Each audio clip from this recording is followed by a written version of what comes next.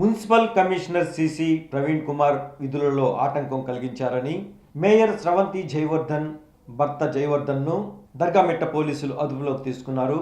ఈ మేరకు 127(127)(b) సెక్షన్ల ప్రకారం కేసు నమోదు చేసి రిమాండ్కు తరలిస్తున్నట్టు సిఐ రోసయ్య తెలిపారు. మున్సిపల్ కమిషనర్ సిసి ప్రవీణ్ విధుల నిర్వహణలో ఆటంకం కలిగించారనే కేసు నమోదైందని ఆయన తెలిపారు. ఈరోజు దర్గామిట్ట పోలీస్ స్టేషన్లో మున్సిపల్ కమిషనర్ యొక్క సిసి గారు ప్రవీణ్ గారు రిపోర్ట్ చేయడం జరిగింది.